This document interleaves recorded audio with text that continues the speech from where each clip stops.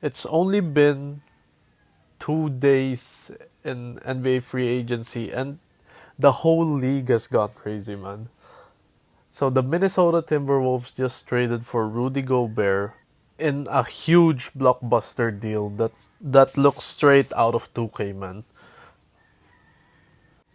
So the package was Rudy Gobert, only Rudy Gobert to Minnesota for Malik Beasley, Patrick Beverly, Walker Kessler, Jared Vanderbilt, and Leandro Bolmaro, plus 4 first round picks, which 3 are unprotected.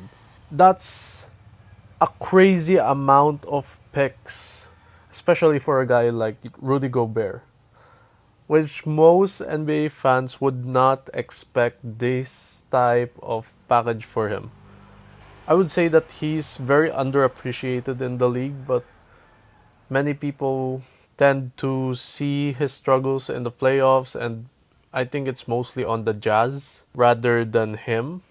Because we can clearly see, if you read into the stats, that without Rudy Gobert on the court, there are 7 points worse on defensive rating.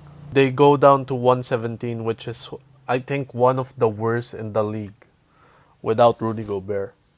The man just does not win Defensive Player of the Year many times without reason.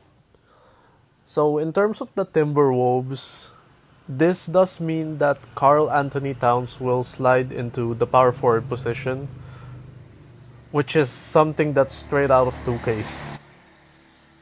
You know, if you take Karl Towns and make his position into a power forward, his rating goes up.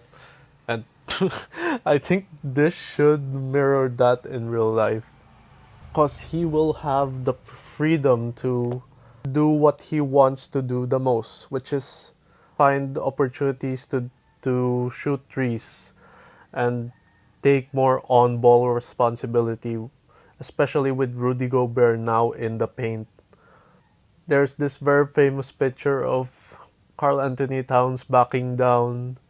I think it was DeMarcus Cousins and him having a really hard time, which really does say a lot about his post game. It has gone a little bit better, but I think his perimeter game is a lot more thing for this team.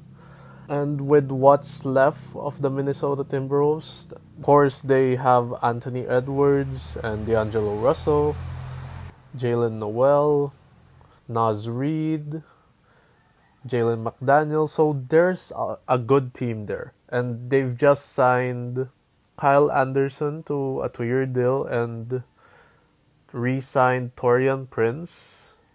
So there's a really good team there that's forming.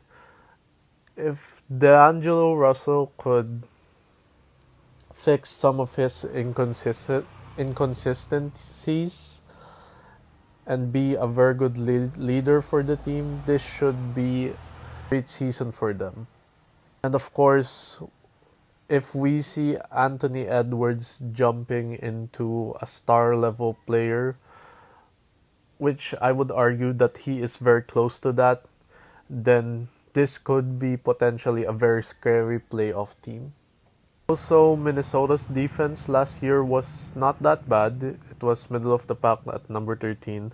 And that is mostly because of Jared Vanderbilt and Patrick Beverly and Jalen McDaniels, but two of those are gone. So we change a perimeter oriented defense into one that denies the paint. So there's a shift there that needs to happen, and we'll just see.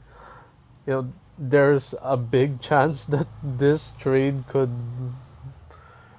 blow up in Minnesota's face with that many first round picks involved, especially as far as I think it was 2029.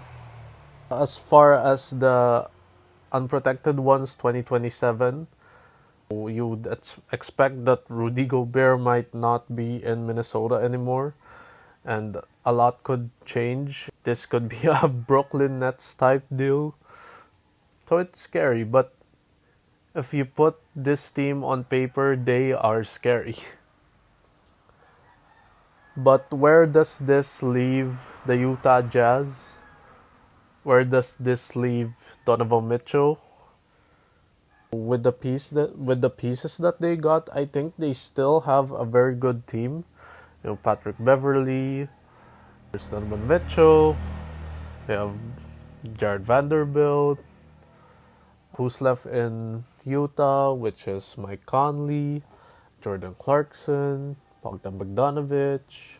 So there's still a team there, but a possibly significantly weaker team. Royce O'Neal also got traded to the Brooklyn Nets the other day. Woj just tweeted that for now, the Jazz are not looking to trade Donovan Mitchell and are looking to build around him still, with him on his own.